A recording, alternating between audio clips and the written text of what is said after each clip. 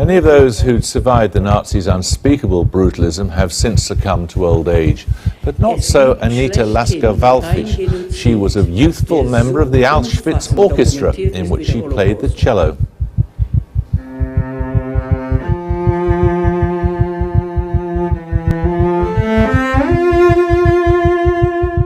You arrive in Auschwitz, then you are taken to a block, a special block, where people shave your hair and tattoo a number on your arm, and this is all done by prisoners themselves.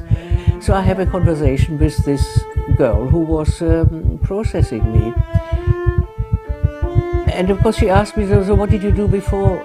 What did you do before you were arrested? And I said, I used to play the cello. Then he said, you play the cello? Fantastic, you'll be saved. By that time I was naked, without hair, with a number on my arm, not a very pretty sight. But I can say, I think without hesitation, that it saved my life.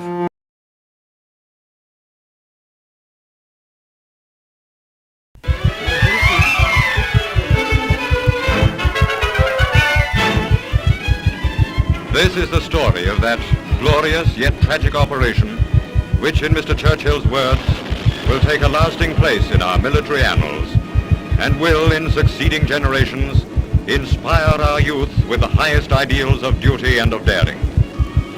Airborne troops arrive by glider to take part in the toughest job of the war. Losses are not light. Crashed and burning aircraft are but a fraction of the price to be paid. But the Red Devils of the skies do not count the cost. They proudly offer life itself in their bold attempt to strike the short route to Berlin.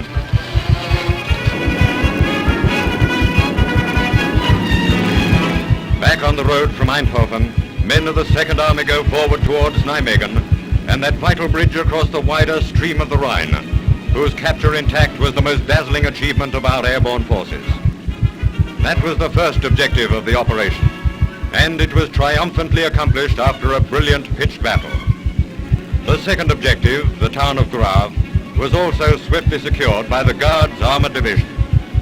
Soon, our armor had passed through and was rolling northward. The famous Nijmegen Bridge, photographed by our cameraman Kenneth Gordon. In their anxiety to deny us the use of it, the Germans had placed demolition charges. But the sudden swoop of the Skymen took them unawares, and the charges were left unexploded to be removed by British engineers. The Germans tried to make a stand, but after a violent struggle, they were forced out, leaving many dead.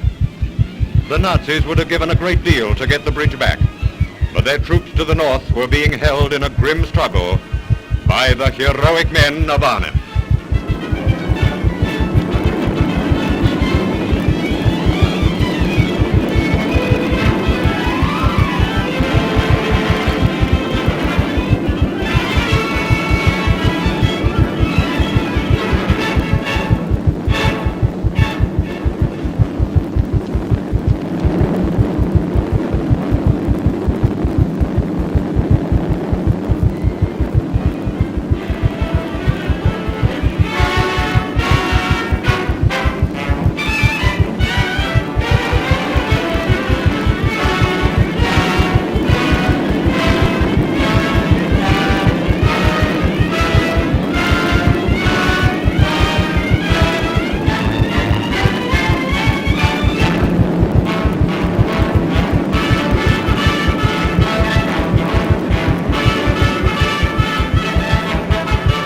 During 8 days and nights of hell, those magnificent troops of the 1st Airborne Division hung on, weary from fighting without sleep, getting reinforcements and supplies by air, but knowing that the main Allied forces only a few miles to the south were battering at the Germans in an attempt to force a corridor.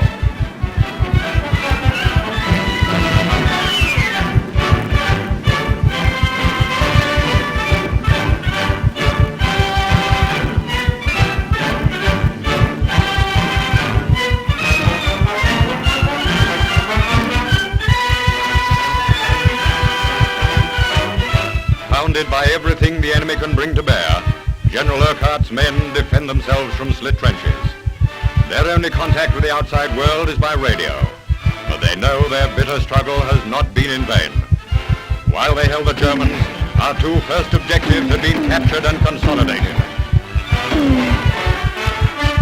A few German prisoners are brought in, and there are many wounded to care for, friend and foe alike. The cost has been heavy for both sides in this hell spot in Arnhem. Further south, the Second Army has taken a large haul of enemy prisoners, but in spite of their successes, the British have been unable to force a way through.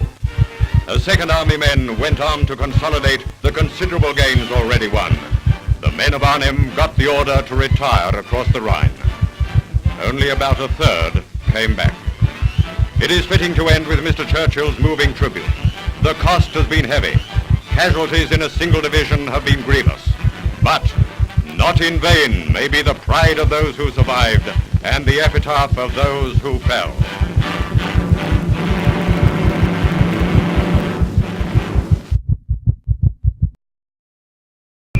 German SS and police officials established killing centers in German occupied, where the Jewish population was both relatively numerous and densely settled. They deported Jews there, primarily by rail, from all over German occupied Europe. Carbon monoxide gas, or Zyklon B gas, by Richard Sutton, were the primary